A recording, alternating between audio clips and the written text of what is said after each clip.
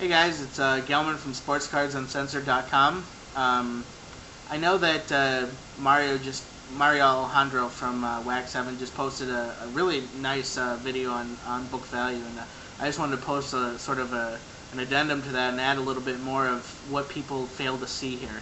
And for the people who have read my site since the beginning, they know exactly how I feel. They know exactly what I'm going to say. But through YouTube and the people who actually view YouTube, they may not actually be readers of mine, and they may actually need this information. And the reason that I can't stand Beckett, I hate Beckett to every bone in my body, because in my mind, they are the sole reason why a lot of the bad things happen in this hobby. Whether it is an unrealistic expectation to horrible pricing to any of the number of things that I talk about on my site can be traced back to a lot of what they do.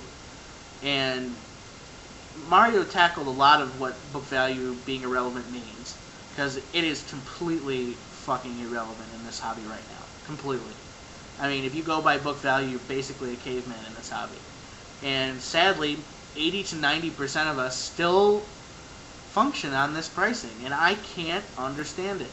It is stupid to go by book value. And Mario discussed a lot of why.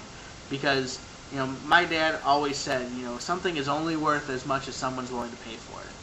And I don't know who these fucking senior market analysts that Beckett sends out in the field are, because if they are, they need to lose their job.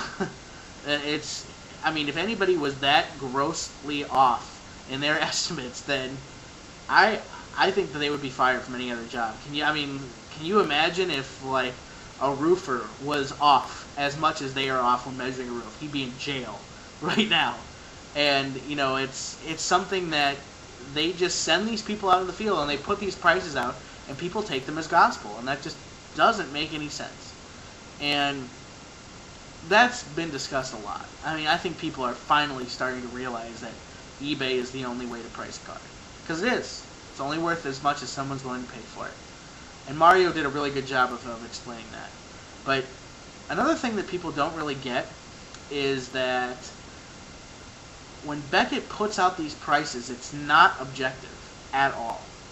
And you can see that when they put out a price guide on something, the value in the market changes because of what they put out. Because again, 80 to 90% of us still function on this outdated, irrelevant pricing guide. Now, what people don't understand is that they have no responsibility to you to put out a correct price. Zero. There's no responsibility. And the reason is because their number one goal is to make money. That's it. They have no other goal in mind other than to make money. Now, when they put out a price at a high price, the product will sell more because people are seeing that the cards are worth more. Now, they have a responsibility to a few people, and none of them are collectors. They're all manufacturers. Now, the manufacturers buy a ton of ad space in Beckett. It's filled with ads. And they expect that their cards are priced at a point where they can sell more of them. And that's why the entire price guide is a complete conflict of interest. It's not a pricing guide. It doesn't show actual market trends. It's like if there was a stock market price guide that came out once a month. It fluctuates daily. How can you put it in a guide once a month? Well, the way that they've done it for 20 to 25 years is without internet and without the shrinking of the collecting community because of the internet. And people don't really factor that into their pricing decisions. They say, well, Beckett says this, and that's what it is. But really, it's completely different. And eBay is a really volatile pricing guide, but so is the stock market. It fluctuates minute to minute because something is worth one thing 1 minute and another thing another minute, because it's only worth how much someone is willing to pay. And if you think about it, it's not really that much of a fluctuation, not more than $5 or $10, unless there's some influence, like a great game for the football players, or a great couple weeks for a baseball player, or some sort of hype that changes the value dramatically. But day to day, once those prices are set, they stay within a good $5 to $10 range. What Beckett seems to think is that they can put out a guide every month, and that will be the price. But they can't. And they know that they have a responsibility to these ad manufacturers to put out for the pricing for these cards at a much higher value. And Mario explained that. His Andrew Miller cards are worth about a fourth of what they're in Beckett. Now, if Beckett came out with an eBay guide that showed the ranges of prices over a few weeks, or something similar that's shows people an actual expectation, I would buy it. I mean, I would want to see how a card fluctuates in the market. I don't have the technology to go and pull my cards every single day and look at how much they're worth.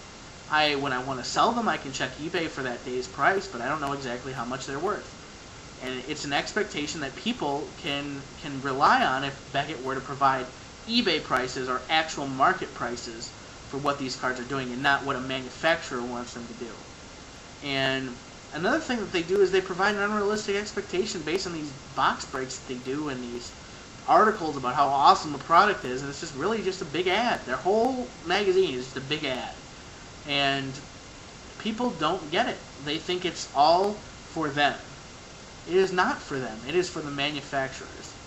And it's not objective in any way. And it's like if General Motors put out a price guide and they put great articles on all of their cars, and they say our cars go 0 to 60 in 0.5 seconds, every single one of them. And in reality, that's not the case. They go 0 to 60 different on every car model.